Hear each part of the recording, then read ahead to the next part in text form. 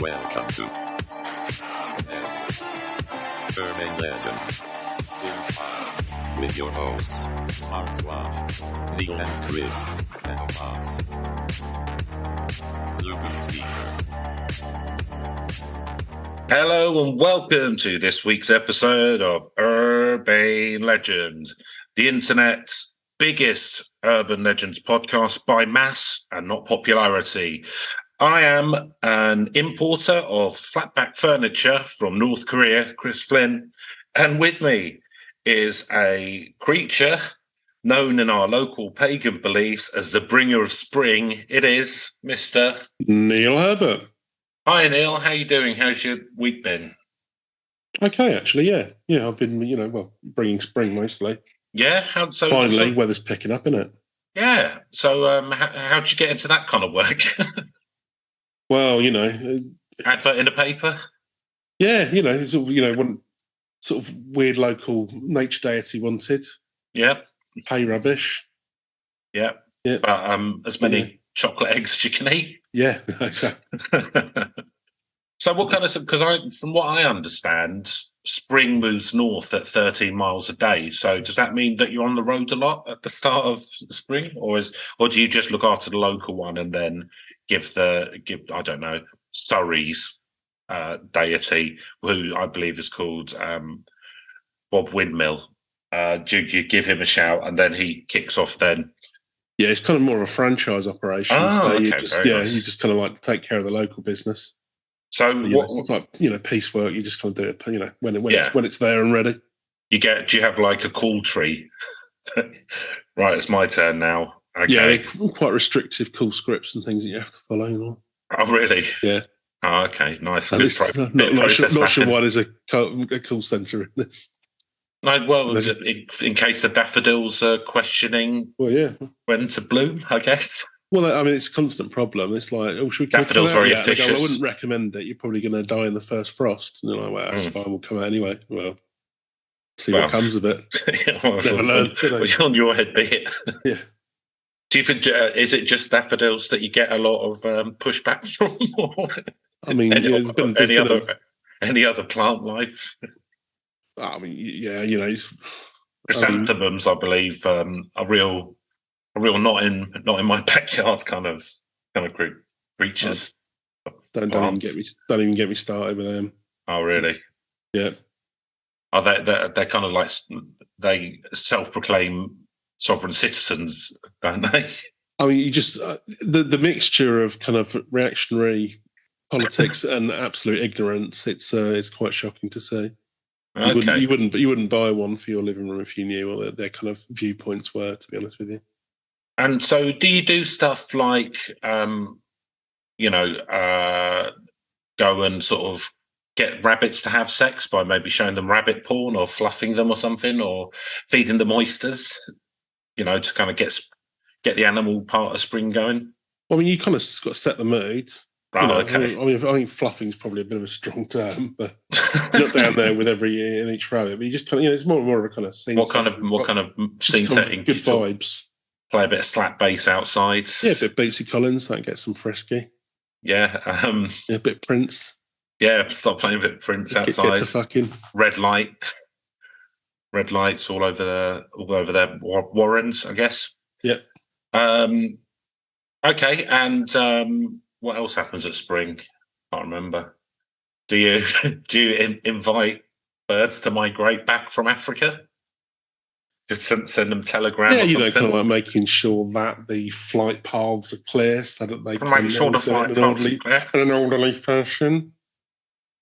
Okay. I mean, you've seen birds migrating. They kind of like go in those really organised groups. It takes a lot of work. Oh, really? Did you give them all individual maps? Yeah, absolutely. Yeah, it's a lot easier now. They've all got mobile phones, in funny ways. Yeah, it's kind of like it's pre-arranged flight paths. Very nice. Yeah. So do you find the work rewarding, or is it just a means to an end for you? Pain in the arse, to be honest. You just do it for money. Yeah. And the money's poor, you said. Yeah, well, I mean, like summers. That's a game everyone wants to get into, isn't it? Yeah, well, I mean, but it's not what you know; it's who you know.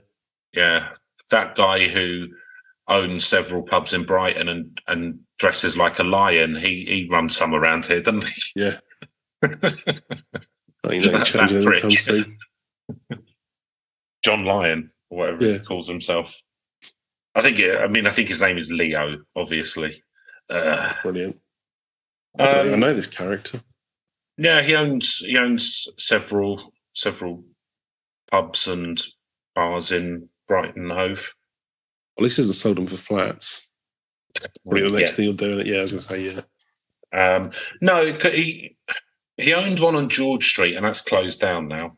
And he definitely owned... Is it the Weatherspoons on George Street? No. It was, sadly. It was called Leon Dior or something. It was on the other side of the road. It's probably a vape shop now.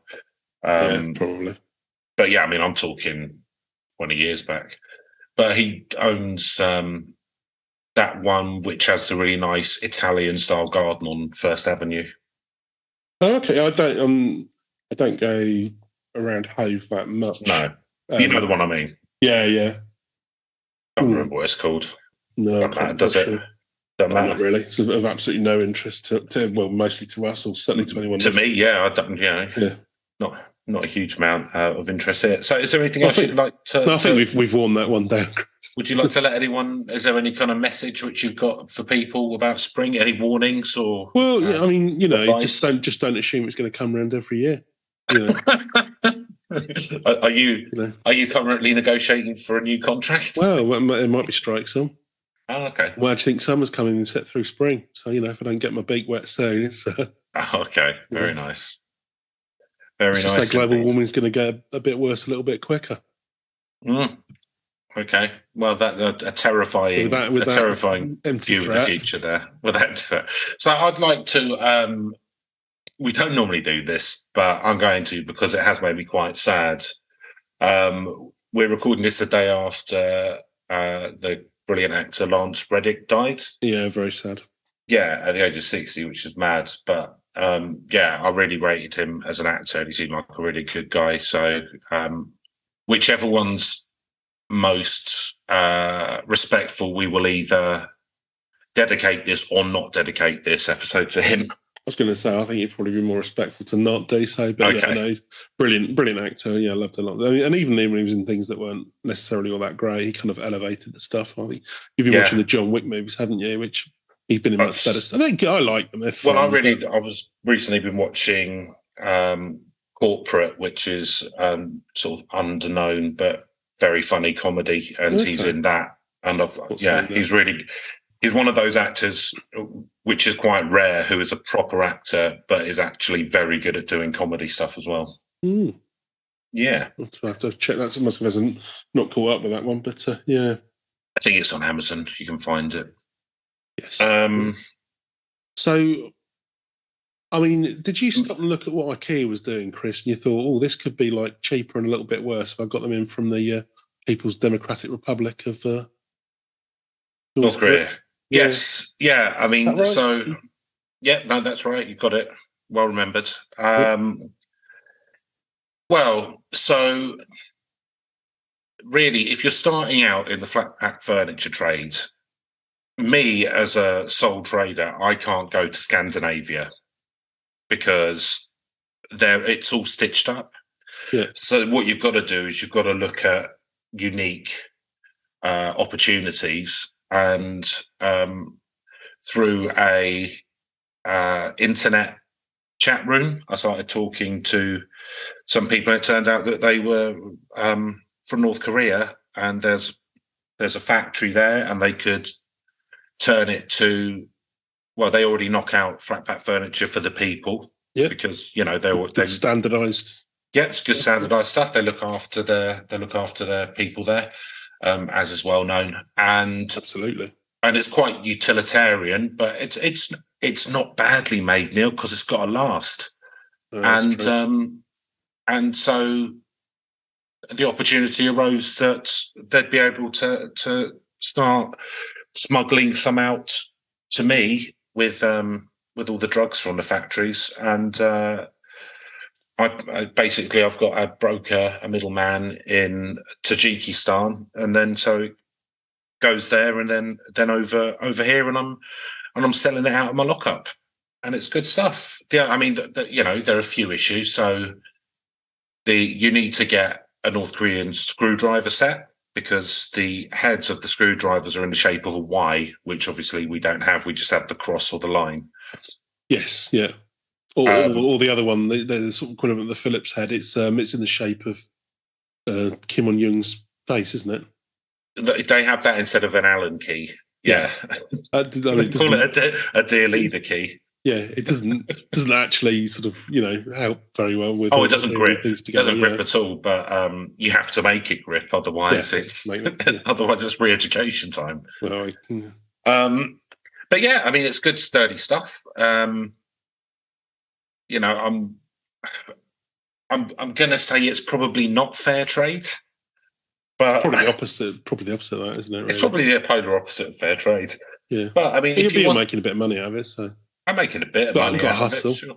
Yeah, I've got to get up and grind. I've got to play. I've got to play. Don't hate the player, hate the gums. So yeah, I mean, if you're into kind of utilitarian furniture, it's quite cool these days, isn't it? That kind of thing. Yeah, I was going to say, you're thinking about like rebranding it as like sort of retro cool. Yeah, that kind of thing. I'm sure there's plenty of like wankers on YouTube who'd happily like take there's cash to there's plenty. Pretend that it was really fashionable or whatever. Yeah, there's loads. Some influencers with no morals. Yeah, but the thing is, all I do is I cross out where it says Korean and I just write Japanese. And then, so it's like Japanese inspired utilitarian furniture. I'm knocking this stuff out. People love it. Like, coffee table with a concrete slab on top, that kind of thing. So it lasts. Nice. So I make a bit of money that way now. So that's nice. Is there anything that you'd be interested in? Last time I came to your flat, which was a while ago, your coffee table was broken. Maybe I could interest you in something. I didn't ask how you broke it, and I don't think I will in front of people. But yeah, I mean, we will know it's glass topped, and then we'll leave it at that, won't we? But it's actually true. Yeah. But well, no, I'm thinking you broke that camcorder as well. Yeah, well, there's a few things broke, but let's not get into that. So, no, I'm thinking not as much as a furniture. I mean, maybe I don't know, maybe like something sturdy, a bit of MDF or a couple of breeze blocks or something like a coffee. No MDF. They don't have the MDF technology. Oh, okay. So it's actually just solid wood. Yeah. Oh, okay, that'll do. Yeah. See, it's not sounding so bad now, is it? No, you have to be honest. Like a lot of the time, you have to sand it down and then give it a polish to get rid of like some of the, I don't know, let's just call them blood stains. But it'll last a lifetime. It's like when grandparents and stuff used to spend like 10 grand on a sideboard or something because they were like, yeah, it'll last forever, before we got into this kind of throwaway society. It's that kind of stuff. Yeah, I remember my grandparents had some it was a combination sideboard and like record player. Oh, nice. Yeah. It was about the size of a Sherman tank, and it was just kind of like, Yeah, and you could keep records in each end, couldn't you? You could. And my grandparents had the same thing. Beautiful, chunky old bit of furniture. They passed that one in the bin too sweet. I buried it with them. Yeah. Hollowed it out and used it as a coffin. Like a Viking funeral. No, I was thinking, is there an equivalent of like the old meatballs that's so popular in IKEA as well? That'd be good, wouldn't it? Kimchi. Yeah, kimchi. Oh, yeah, must be kimchi or what's that? Is it like it's Korean barbecue? Yeah, but I mean, I'll be honest with you. I haven't asked about them including buckets of kimchi whilst transporting over flat pack furniture because food's a bit of a sore issue. Okay, yeah, I can see where that might be problematic. And also, I kind of don't want kimchi that's travelled by land via the Silk Road from North Korea to Tajikistan and then into a Black Sea port and then delivered to Shoreham Harbour. I don't think the kimchi. I mean, I know it's pickled, but I mean, you've got your limits, surely. Can't be any worse than what they put in Ginster's pasty, surely. Anyway. What, delicious monkey? Nothing wrong with that. Nothing wrong with it at all. Cool. Okay. Well, that went very well, I think. So let's move on. We've not done this for a while, so we're coming in cold. So if that was quite hideously offensive, then here we go. There we go. That one's for you, Lance. Sorry about that, Lance. There's been some much better tributes, but something's got to be the worst. I don't know. I thought ours was heartfelt. It was heartfelt. Yeah, that's all you can ask for. So, Neil, I believe you're riding this dragon into Storytown. Interesting, you should say riding, Chris, because there's going to be some riding and not wanting to be ridden through this. That'll make sense in context at some point as I get through this story. Not.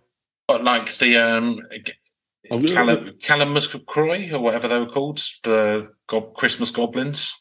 Yeah, I mean, I think this might be a little bit similar to things that we looked at before. But so there's a saying amongst these people. They say, "Don't let the hag ride you." Right. Yeah. Because we are talking about the Boo Hag. The Boo Hag. The Boo Hag. That sounds like a 90s band. It's not the Boo Radleys. Oh, okay.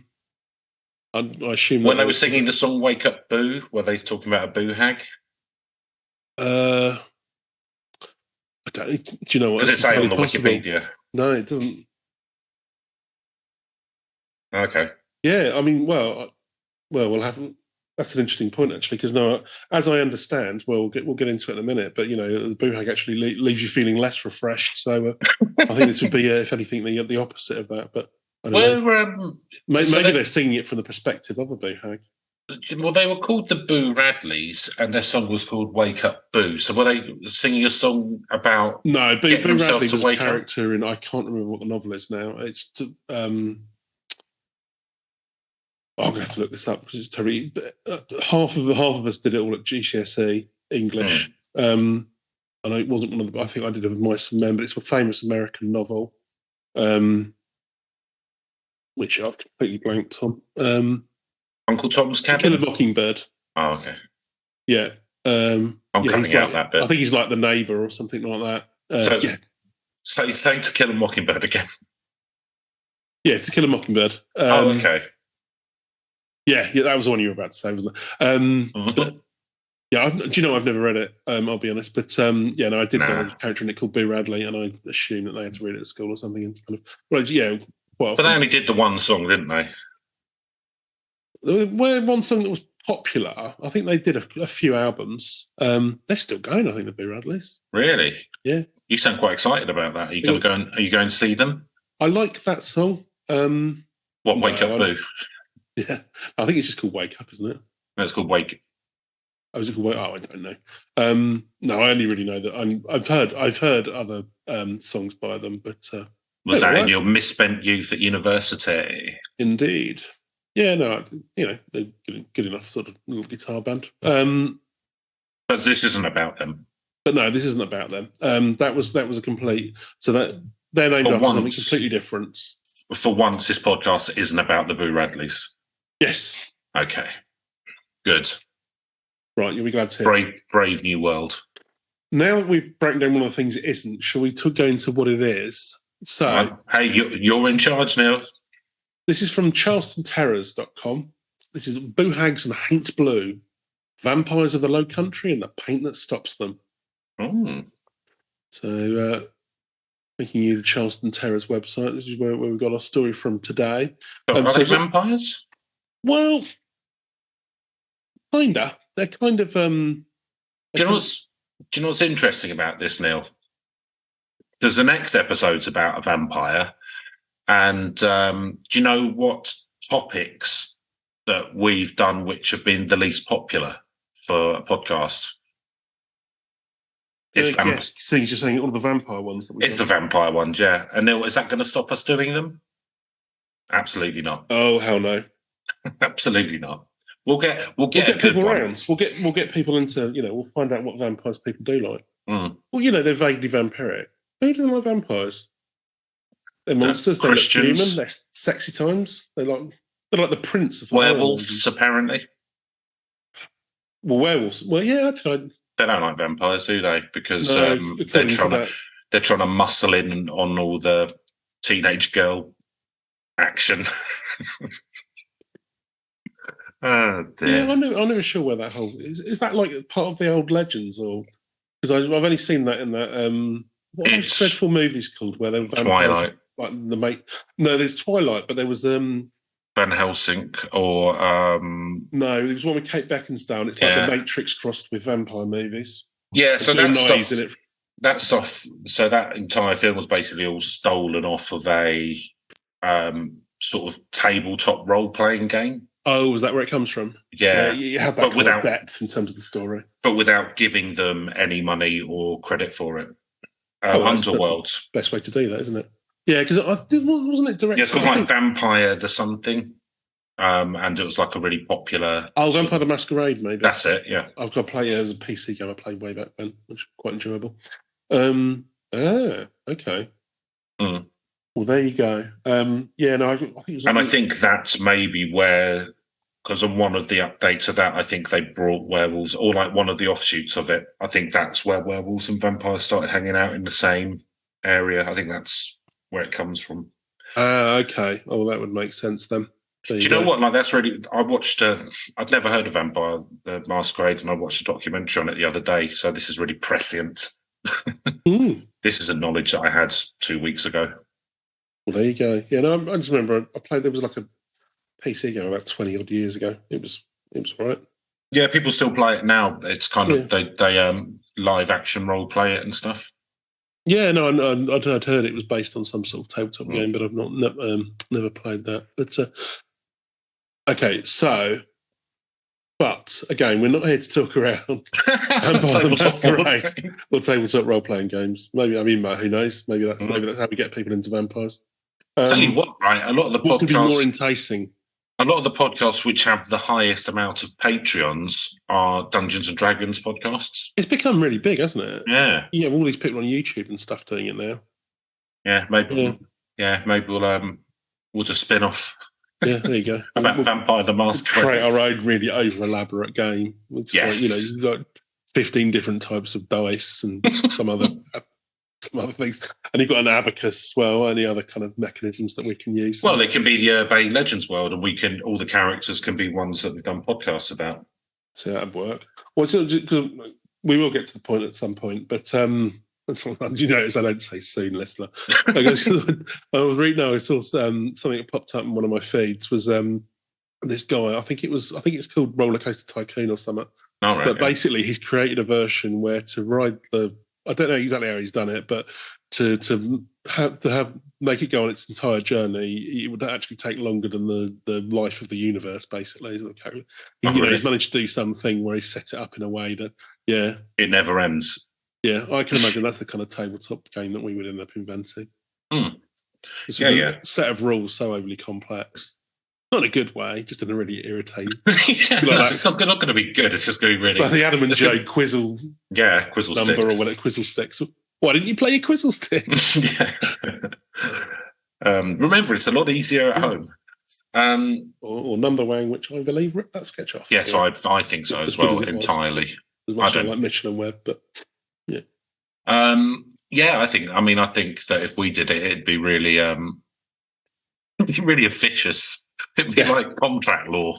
Yeah. You have to start off with a procurement exercise. Procurement exercise. And you have to set up several offshore companies. So how do I do the character creation? Wow. You haven't even started procurement yet. Slow down. What's your business case? I don't know. I don't know you're going to be value for money as contract. Exactly. Yeah. No, I want to see 3 quotes and Yeah, exactly. I want to see a costs and options and an IT impact assessment before you even think about that. Yeah. Then we'll maybe do a pilot where you go to the shops and buy some tea or something, and we'll see how that pans out. Sounds good. Start throwing you into the deep end. Anyway, that's not what this podcast is about. We are going to talk about boo hags. Before we can give you a character, you have to give us a requirements list. Well, yeah, no, exactly. Well, how do we? It's going to be really generic. Otherwise, you're going to end up becoming like. And it needs to be split between functional and non-functional. Oh, absolutely, yeah. Well, otherwise, we don't. This game might not be as maximum fun that it could be. That sounds good. We should get on with that. Yeah, we definitely should. Be Project Management again. Starring Robert the Doll. Ain't it just? Yeah. That's what horror movies need more Gantt charts. Yeah, Jira boards, that kind of shit. More boring office politics. Tedious methodology. Right. So, in the article, they're looking at two of the most well-known legends of the Gullah people in South Carolina. The Gullah people? they get into the Gullah. I think this is why quite. Are these the people who live on an island? And they're quite distinct. They've been there for ages. They live on one of the islands off of North Carolina, and they've kind of got their own language and stuff. I don't think they're on an island per se. They're in South Carolina. Actually, they were originally. So we'll get into that first. Actually, okay. So history of the Gullah Geechee. So these are West African peoples who were brought, obviously, sadly, because of slavery in the 1500s, to Sullivan's Island in the Low Country, the Sea Islands of South Carolina. So you might be right about that, Chris. Yeah. Working on plantations, etc., for sugarcane and so on, and also indigo for its colour, which comes up in the story as well. But yeah, basically there was a whole culture was born out of that. With they brought their sort of language and folklore, and they're called the Gullah of South Carolina and the Geechee of Georgia, apparently. And there's a kind of a cultural bit there where these legends come from, but found now all around South Carolina apparently. Okay. And the most infamous being the Boohag. The Boohag. Although there's another one about called the Mermaid Riot, which we'll save for another day. The Mermaid Riot. Yeah. Of 1852. Yeah, I don't know what that pertains to. There's a link on here, but I'll have to go and look at that. Well, it's when they brought in mechanised pearl fishing. Yeah. And the mermaids threw what mermaids do. Yeah, and they threw all their clogs in the machines. Quite right. You put all these poor mermaids out of work, then how are they going to survive? But the Pinkertons put them down.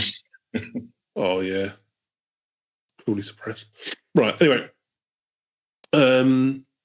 So, yeah, the Boohag and Haint Blue. So this is a paint colour. Apparently, it's very common in Carolina, apparently. Okay. Or South Carolina, at least, I guess. So most people don't understand how paint colour could stave off evil spirits, but we're going to learn the history of how the indigo industry changed the lives of hundreds of thousands of Western Central African people. So this is kind of like, it's part history lesson, part horror story, and part, decoration. Okay. Sounds good. Yeah. 3 parts. Yeah, there you go. Like a Kinder Egg. Triple threat. Yeah. Like a trident of knowledge. Yes. That I'm not doing anymore. Continue. Poseidon would wield, presumably. Yeah. I don't know what the hell that was all about. In the heard trident, some reason had to. In the Low Country, a creature called the Boohag is a cross between a sleep paralysis demon and a vampire. So in the Gullah Geechee culture, they believe that people have both a spirit and a soul. So once you die, your soul ascends to heaven or hell, depending on the life that you've lived. Yeah, hell. Yeah, I mean that's where we're going. But your spirit stays on behind you to help guide your descendants. So this is all part of the kind of ancestry culture. You kind of hoodoo. So you kind of split. Yes, so there's kind of like a remnant that stays behind to help your descendants, and then still knocks around, but then your soul goes and has its just rewards or whatever. So, is it like a clone? Right. So, which one would be you? Well, I'm guessing I don't know. I'm not obviously an expert in this. Well, I don't know anything about this. This culture. You're not an expert in. I haven't thoroughly researched Gullah Geechee culture other than reading this story before we started. But that's more than normal. Yeah, that's true. But I think they're kind of like. I mean, like a lot of mythology, probably best not to be too literal about it. Okay. I think the idea is you have both. So I'm guessing it is almost like a copy of what you were. So your essence, your actual soul, I am assuming, was that the part of you that contains you is the part that goes to heaven or hell, I assume. But the spirit, I guess, is kind of more of a template that's kind of got your personality. I don't know. I'm kind of like a Control C. I'm guessing, like a telephone recording or something like that. Yeah, which just has like the knowledge in and that. I don't want to kind of interpret this in an offensive way, but that's my guessing. That's all right. I asked. Yeah, indeed. So your spirit stays behind to help guide you into say. But if you stay but were evil in life, your spirit will mutate into a buhag. Oh, I see. So there you go. Yeah. So Corrupted data. Down to hell, spirit mutating into a buhag. So a buhag is a creature of the night, a skinless monster with red muscles, prominent blue veins, and eyes that reflect lights like a cat's. Just like that fella you had round the other week. Oh. JK came round, didn't he? Oh, yeah. I mean, he didn't have much in the way of muscles, I don't think. Prominent blue veins? Probably. Right. Probably, if any of them were still accessible. Sometimes it's depicted with flowing white hair, like the hair that grows on corpses that lead many older generations to believe vampires are coming from their dead to feed. Okay. So they've got the thing here. There's a myth sometimes that the hair and nails can grow on corpses where it's the skin kind of... Yeah, well, they reckon that's where some of the undead myths come from, don't they? Yeah. And it's not really so much that stuff's growing, it's that the skin... You just dehydrates and starts to shrink, yeah. So it looks like, gives the impression of growth. Yeah, it gives the impression, a mild impression of growth. That's what I think I read somewhere as well. Like the Victorians were really obsessive about getting buried alive and stuff like this. There's a lot of concerns about that potentially happening. But because it did happen. And so apparently not so many. A lot of people not loads, but it did. But there were cases of it happening, and that's why. So some Victorian graves, which you see, they used to have. There would be a bell on the grave, and there'd be a bit of string that went down into the coffin. Yes. So that if anything happened, get a cup of tea in the afterlife. Yeah, no, but if you woke up, you could which did happen because they didn't know. Like sometimes it would appear someone was dead, but they might have just been incredibly shallow breathing or not had very strong pulse or whatever, and they'd get buried. And that's where the catchphrase "dead ringers" comes from. There you go. Yeah. It's not a catchphrase, is it? It's a saying. It could be on catchphrase. It would be on catchphrase. What would Mr. Chips be doing? It'd be lying. Ringing together two dead people. It'd be furiously ringing a bell in a grave. Yeah. It's quite a dark catchphrase these days. It has got, ever since Roy Kelly. Edgy. Yes. Bradley Walsh is not the best thing to have happened to him. Is it Bradley Walsh who does it these days? I don't know. It's everything else, doesn't he? Anyway. So they use witchcraft and evil magic to cause havoc on innocent people and will paralyze you in your sleep. Like the infamous painting of the demon that sits on your chest in the middle of the night, feeding on your life force and subjecting you to nightmares.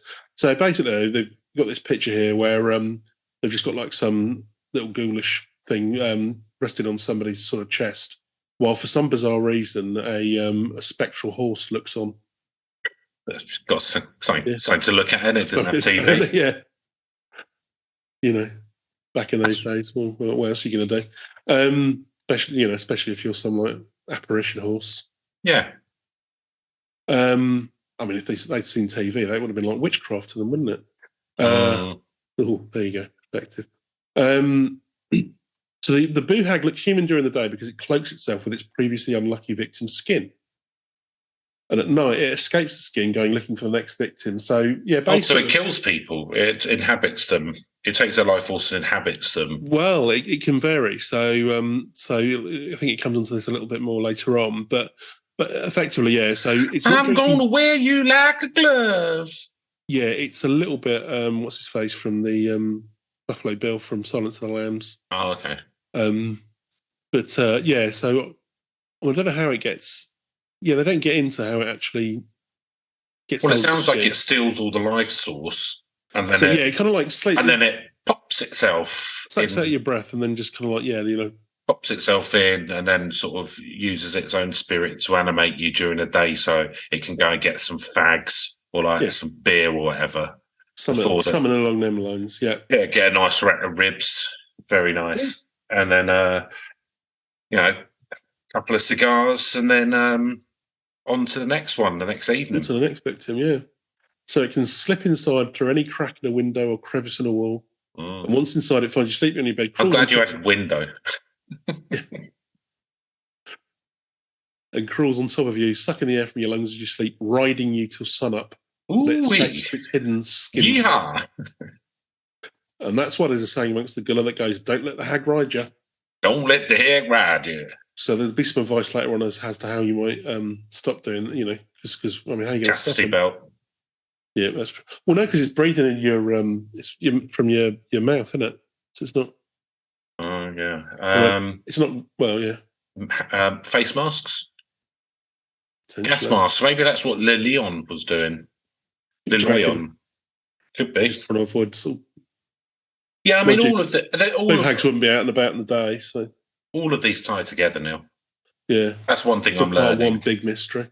Yeah, it's not that I'm slowly descending into madness or mania. It's that, having done 100 episodes, everything now is starting to tie together. Well, you have put a lot of those kind of like cards up on the wall, haven't you? You're tying them all together. I've got a murder for some reason. Yeah. Nice. Got a big painted thing that says, "Is the yellow man behind this?" I don't sleep much anymore now. I'll be honest. Well, how could you after the amount of spooky episodes we've done? Well, and the amount of amphetamines I'm on. Oh yeah, there's the military grade amphetamines. Well, if I'm asleep, I'm not figuring it out now. That's true. Keep you on your grind. So if you're lucky, you might just wake up extremely exhausted. A sign of a visit from the boo hag is if you slept all night but got no rest. Yeah. An unfortunate experience with the boo hag. That's a lucky scenario. You wake up. I've definitely had that. Yeah. So there you go. You've had a boo hag visitation, more than likely, Chris. But if you wake up with it still riding you, as they put it, if you try and escape or attack while it's feeding, it will steal your skin for its next disguise. Right. So if you do wake up and it's like riding you, then just let it finish and flit away to its. Well, it would be rude not to let it finish. So there are a few things that will keep boo hags from riding you at night, although you sound like you'd be into it. So it's been a while. Would you like to know how you're going to avoid a boo hag riding? I'd like to know how I can encourage a boo hag. So I'll do the opposite of what you say. Seductively and just come on. So you could place a broom near the door to your room because it will be forced to stop and count the bristles.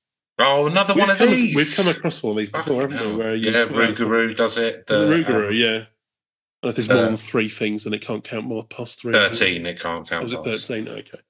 And the Kalamazoo ones as well, because you can put a colander in it and just keep counting. Again, a colander will help here, as though hairbrushes or a colander will do the same. What is this? This is enough weird because there's a bunch of these creatures, innumerate creatures. Yeah, maybe they've got dyspraxia. It's not. Well, yeah, no, it's not fair to use that against them, is it? Well, if they weren't going to go for evil, then here we go. If they weren't going to do this, we weren't going to steal your skin and ride it around. They weren't going to. If they weren't going to try and get promoted ahead of me, typical woke lefty. Just let boo hags. No, I'm not saying that, but maybe sit down and talk to them rather than using their dyspraxia against them. Well, maybe don't come into my room at night and start stealing my life force. Yeah, but I mean, at the end of the day, that's my choice whether I have a broom by the door. If you want to come in and start counting the bristles, that's on you. Yeah, but why are they doing that? Why are they stealing your life force? It's because of lack of opportunities. Yeah, maybe so. Anyway, the goal is for the hag be distracted long enough so the sun comes up and can be unable to return to its skin suit and dies in the sunlight. Oh, so you're killing them. Yeah. And so who is the real monster? Well, the boo hag, clearly. Yeah, I don't think anyone comes out of it good. There's no heroes here now. Well, it's dog eat dog. If you're looking for heroes, don't listen to this podcast. Boo hag eat boo hag world, Chris. Ride or be ridden. That's what I'm learning. I mean, either. Yeah. So maybe that's what the horse was there for, as kind of an allegory of being ridden. Yeah, or it's the spectral horse, or it's an unrelated picture. I don't. It's called The Nightmare. You'll find it. The Nightmare Welcome. The Nightmare Welcome. Just in case you didn't know what was going on, I'm a horse, so that means it's riding. Yeah, could be. Yeah, I'm not just sitting on a chest or something, but I am still in a life force. So yeah, that's one way you can get rid of them. So it's an interesting parallel to European vampires and fairies who are stopped by leaving piles of rice, sand, or salt in their path. I didn't know that. I thought it was garlic for European vampires. I mean, fairies, yeah, you the can have like demons, doesn't it? gold. Salt. Salt, yeah. Yeah, ring of salt's evil. going to be good for a lot of Wales, you in it. Yeah. Back in the day. But I haven't heard this. That's why I have an incredibly high sodium diet. Yes, yeah. Fork scratching 3 times a day. Yeah, doctors warned me that blood pressure's going to kill me sooner rather than later. Incredibly furry. Yeah, but I ain't going down by vampire bite, mate. So I'll tell you what, real mug. Tell you what, if you and the rest of the government sort out a vampire problem, I'll start eating more greens. Well, the next time we meet, you've been exsanguinated by some fucking vampire. Don't come crying to me, yeah? Excuse me, I'm going to go and eat this packet of chips. So I've not heard this one before. Apparently, the reason that the salt works is because they have to count the granules. Right, I didn't know that was why it was. I thought it was because they were crystalline. Yeah, no, I thought it was just some I don't know, actually. I don't know. I've heard about the ring of salt things. That would have been an interesting end to that Bram Stoker movie, wouldn't it? Well, if he just sat down and started counting grains of sand and then died in the sunlight, yeah. At the end, question mark. Gary Oldman could have handed his way out of that. Oh, well. Well, then surely anything, like flour. Like, I mean, how is there a size limit on the grain that they will be enticed into counting? Well, a bowl of peas. The thing is, Chris, they've done the science. Yeah, they've tested this thoroughly, and then that's what they told us.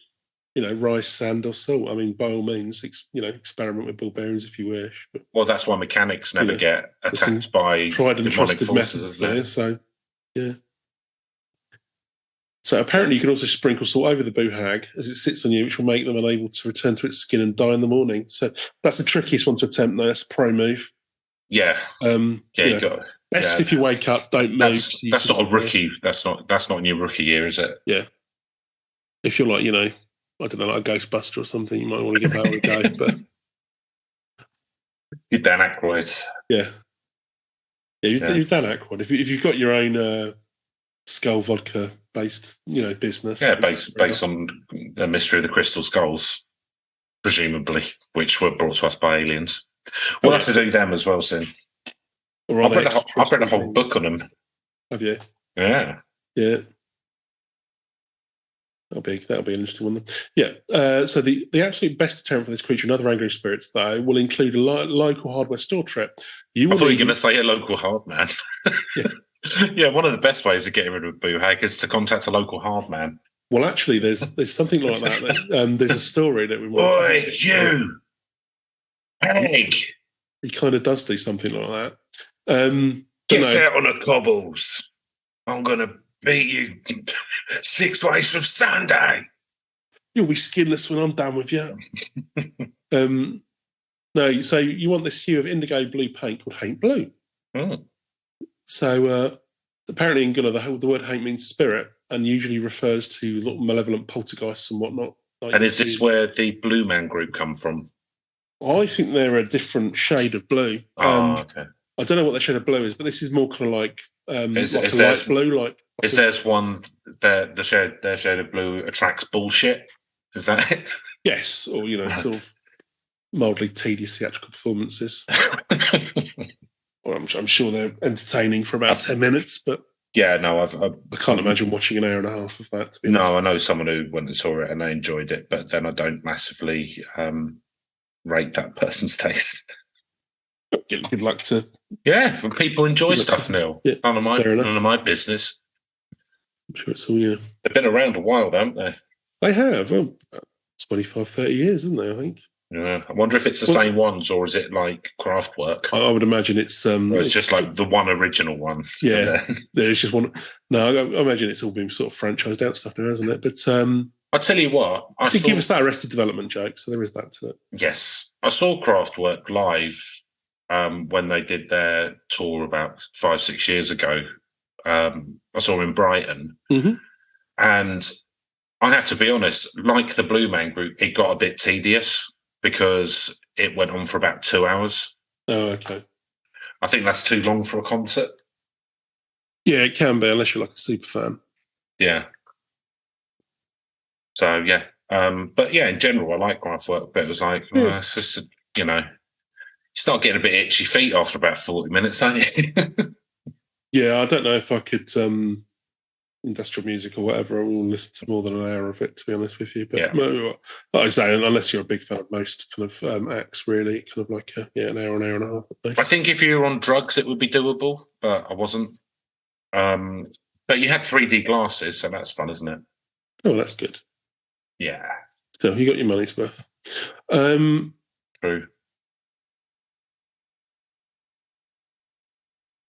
So Blue Man Group. Yes, the Blue Man Group. No, so this is the Paint Blue. So it's basically, I think it's indigo that came. It came over, and I think it was first. It was sort of shipped over as a crop as well from Africa. I think is what it's saying here. So it's become a sacred colour to the Gullah Geechee, and is seen as helpful in warding off evil spirits. So you have blue bottles, glass dyed with indigo, placed on the ends of tree branches to create bottle trees, which trap spirits inside. But yeah, what they'll do is they'll mix the indigo. Indigo Ferra tinctoria is the plant, and that was the original source of indigo dye. Well, there you go. And it's part of the bean family. But apparently, this Haint Blue. So you mix your indigo with lime and some other chemicals. It makes a robin's egg blue, apparently, or otherwise known as Haint Blue. It's from India originally. Oh, okay. There you go. Makes sense, doesn't it? India's got loads of colourful shit. Indeed. Yeah, you've seen that festival of yeah. It looks like it'd be good fun to go. Yeah, my uncle went to that. Oh, okay. Yeah. They actually do one in Brighton, don't they, now? I did see one. I think there was... is that one where they combined it with like a 5K run or something? No, I think they're just coincidental. Yeah. They just do it on the level. Oh, okay. Let's check that out sometime.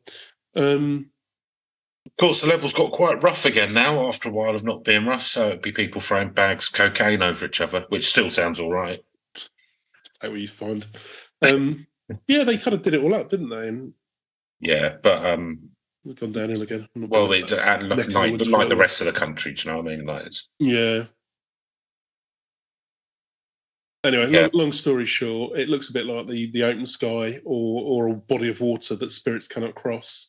So wards them out. So to be honest with you, the last few paragraphs are really just about decorating tips. So Haint Blue, you find it at your local hardware store if you're in Carolina. That'll keep the spirits away. Nice. So there you go. There's the Boo Hag. Now I've also got here a little North Carolina ghost story.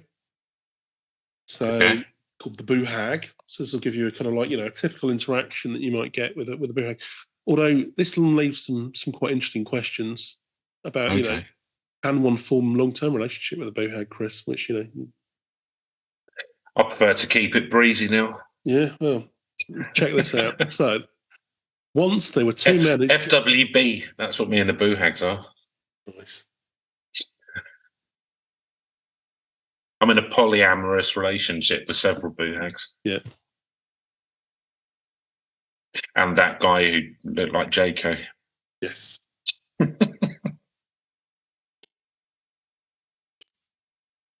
can ride me, but don't tie me down. Once there were two men who'd been friends all their lives, they married. I'm a wild Mustang. Yes, that's clearly Mustang got to roll. That sounds like something that Bon Jovi would say. Yeah, it could definitely be one of his choruses.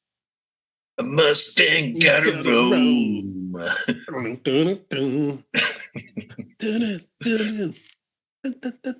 You can ride me, Boo Hag, but a Mustang's got to roll. Well, see, it could be that, or possibly going into Springsteen territory as well. Sort of Boo Hag's Born to Run kind of scenario. Anyway. Act like you and me, baby, we were born to run. Dun, dun, dun. Right. Anyway, they married. Been a lot of missing the point on this podcast, but never mind. We'll get back into it. Right. 2 men, friends of their lives, married 2 beautiful ladies about the same time, and everything seemed fine. Fine, Chris. I'm going to assume everything will be fine. I don't know why they've said that. But one day, one of the men came up to his friend and asked him, "When you wake up at night, is your wife in bed with you?" "She sure is," said his friend. "Why'd you ask?" Oh, yeah. "Well, when I lie down in bed at night, my wife is with me, but when I wake up in the middle of the night, she's gone. But then come morning, back in bed." Maybe she's got IBS. "Man," said the friend, "I think you married a boo hag." Now, that's a hell of a fucking leap, isn't it? He's jumped to a conclusion. Well, clearly it's a boo hag. Yeah. That's it. Yeah. Yeah, Salter. You think... Salter, move on. This is kind of where this is going. I mean, blimey, it's kind of like, well, no, there might be some other explanations. No, absolutely not. Only one explanation. Clicker. Only one way to explain that behaviour. Maybe she doesn't like my snoring. No, boo hag. Yeah. I get quite a lot of night flatulence as well. No, boo hag. No, it's a boo hag. I mean, I can see her outside the window smoking. No, it's a boo hag. Yeah. Now, they knew this was serious. I mean, she does work the night shifts. No, yeah. Definitely a boo hag then. So a boo hag is a kind of witch that can slip out of her skin and fly around at night and cause all kinds of trouble in the world. Yeah, I mean, but to be honest, though, would you care if your marriage was all right? Well, this is the thing. He's kind of like he's mucked up. He's going to muck up his marriage here, and for what we ask ourselves at the end, a slight question as to whether they actually got their, how thoroughly they performed their diagnosis. But we'll go on to that. So, all right, you're off boo hagging, yeah. Okay, cool. That means I get to bed to myself. Yeah, nice. You have a nice time. See you in the morning. See you in the morning. So a boo hag can kill a man just by sucking all the blood out of his body through his nose. I mean, just by. Yeah, I think that's not like just by looking at them, is it? I think most people die if they've had all their blood removed. I mean, yeah, it's fairly common. They'll get on a man and ride him at night so he can't move and he can't breathe. I mean, this didn't crop up in the earlier bits, so I don't know how accurate this. Anyway, fair enough. I'm not sure. This is from North Carolina Ghost, so how much we can attribute to that. Anyway, a boo hag is not something you'd ever want to meet, and sure not something you'd want to be married to. No, so the man after his friend would do. Well, you did marry her, and you've been happily married for years. Mm-hmm. So I just want, I wonder. Yeah.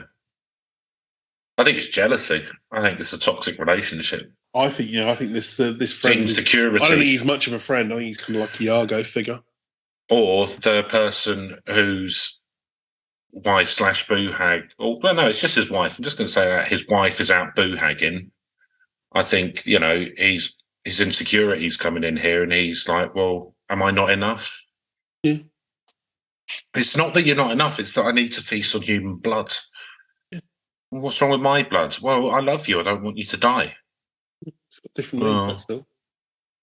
We can't let your own ego get out of the way of the situation. So what you've got to do is wait until she slips out of her skin in the middle of the night and then find that skin. Look under the stairs. That's where they usually hide them. Yeah.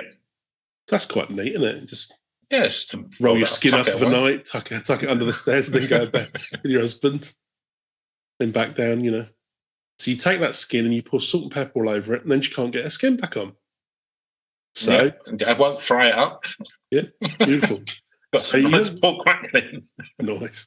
He went to bed at night with his wife, pretended to sleep. About midnight, he felt her slip out of bed beside him, waited for her to get downstairs, and then got out of bed, quietly hid where he could see her, saw her pull off all of her skin and roll it up into a ball and hide it under the stairs. Then she flew up the chimney. Going out to cause trouble in the world. Well, you don't know she's causing trouble. I mean, didn't they boo hags could fly? I suppose. Well, why not really? Yeah, spirits, aren't they? Anyway, long story short, he salted and peppered that skin real good and rolled it up on a ball and put it back down the stairs. Whatever happened to couples counselling? Yeah, I mean... Would you not want to discuss this with her first? I mean, if you'd married her, clearly there's some feelings there. Do you not want to like? Would you not stand like when she came back? Would you not like be standing there tapping your foot, holding the skin, going, "Looking for this"? Well, maybe you could just go out and cause horror for the world every other night. Or maybe just on a Friday. Maybe we can meet in the middle somewhere. Mm. Yeah, maybe you only suck out half of the blood from a man's nose. Yeah, but do it to twice as many men. Yeah. I don't know. This is the thing. This is the thing. If you're not talking to me, I don't know. Why aren't you talking to me? Come on. We're in this together. We're a team. Anyway, he's gone down the salt and pepper skin route. So she does a little rhyme and she says, "Skin, skin, you know me. Skin, skin, this is me." But with all that salt and pepper on, she couldn't get into her skin. Oh. So she just rolls up in bed, basically. Crawls up in bed behind her and wraps herself up tight. But he's feeling something warm and rubbery in the bed next to him. Rubbery. And then he didn't need to pretend not to sleep, presumably because he was so terrified. Then when the morning broke, he got up and said to his wife, "Time to get up, time for breakfast." And she said, "Well, I'm not getting up, I'm sick." Lay wrapped up tight in the sheet, not showing an inch of herself. So he said, "Well, I'm going to go and get the doctor." And she said, "No, the doctor costs too much money." Yeah. So I'll go out and hoe the garden then, yeah. Fair enough. Went outside. I mean, this is like really... he's dealing with this really weird. No, this is an interesting story. So he's trying to catch her in a trap.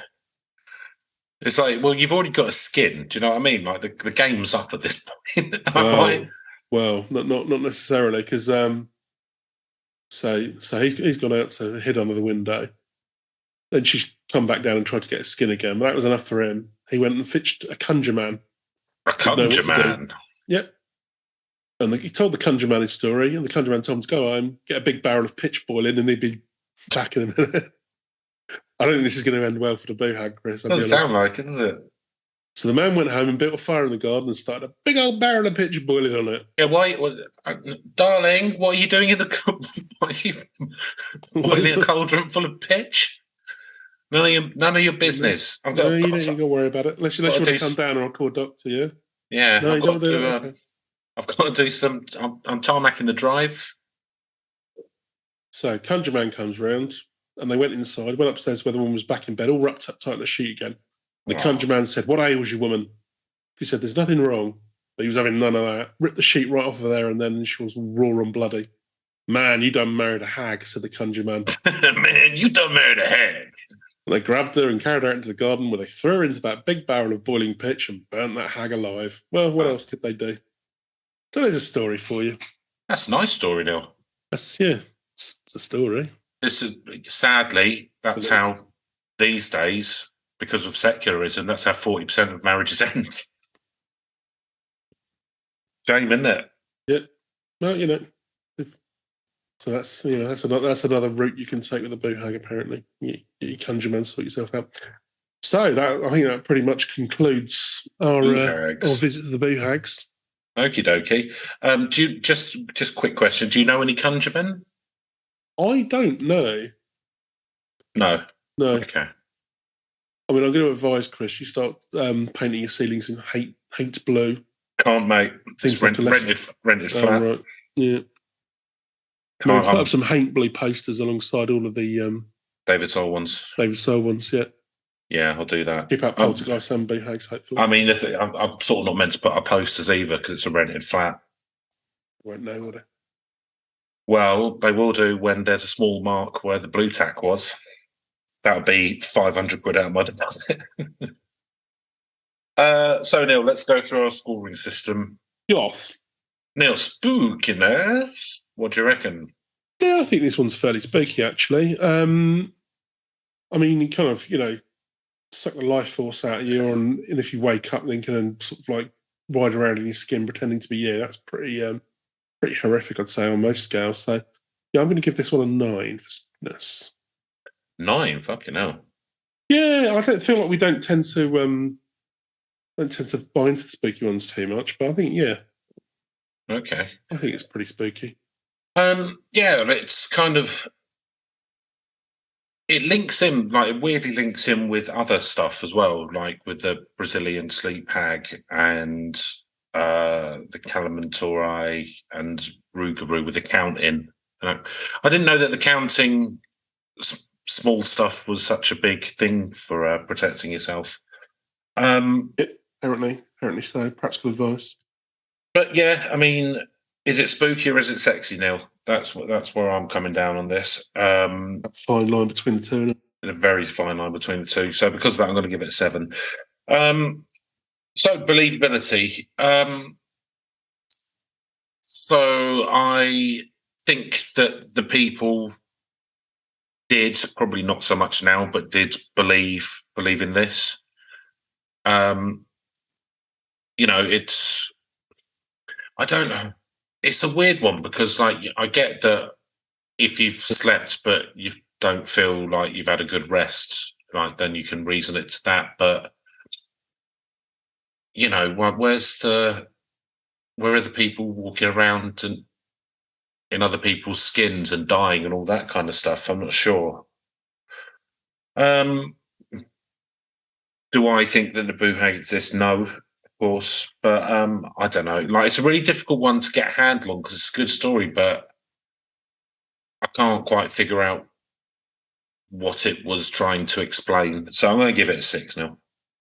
Yeah, I think, I think this one's probably a 5 for me because I think it's more of a kind of like a bit of mythology, isn't it, really? So, maybe, hundreds and hundreds of years ago, there was a kind of like you have beliefs in fairies and spirits and all the rest of it. They used to have, when things are more rural and, things where there was less explanation for things, then you might well have kind of like had these things. But I don't think probably, people stop believing in these things, but it doesn't, the story is still a part of the kind of culture and things like that, like Greek mythology, what have you. So I think it's more of that kind of nature.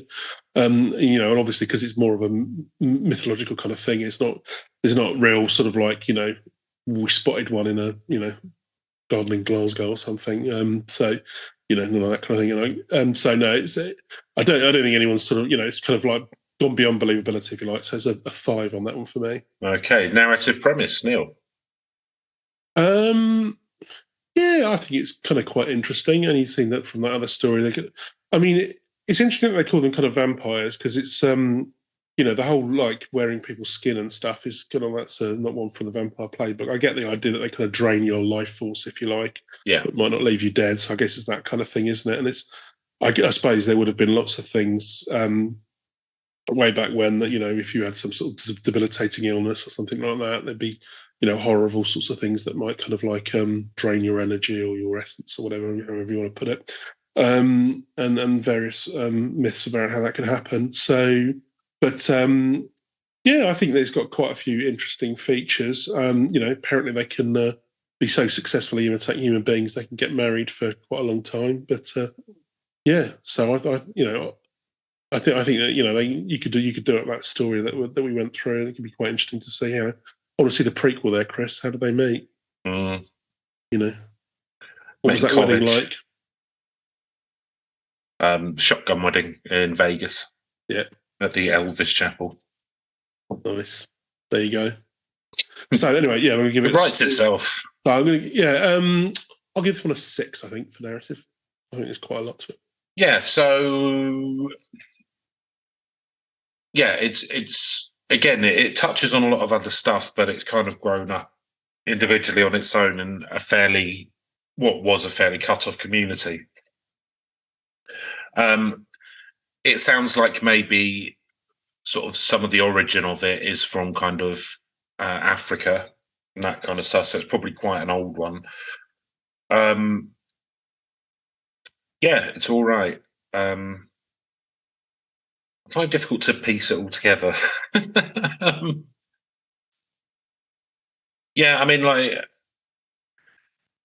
It's good. It's pretty original, so I'm going to go with a 6 as well, Neil. So reach. So I don't think it's got massive reach, but I think it's quite old. I think the origins of it probably have come over from Africa and been kind of mixed in, with probably sort of European and maybe First Nations or native beliefs. But it sounds like it's kind of the Carolinas, really. So because of that, well, but then it's old. So I'm going to give it a 5 for regional. How about you? Cool. Yeah. Again, I hadn't heard of it. If Bohag, it sounds like one of those things you feel like you have heard it before. I don't think I have come across them. But it's quite quite an interesting one. I think it's one that will stick around. So I think I'll go slightly higher. I think I'll give it a 6. So I don't think it's necessarily massively well known, but I think because it's probably quite an old one and probably, feels like one of those things that's embedded in the culture now and probably will always be around. So that's the reason I'll go slightly higher there. Okay, that gives a nice solid total of half a century, 50 for the Bohag. So not bad at all. Stuff. So, if you do enjoy the podcast, drop us a review or star rating. That'd be nice.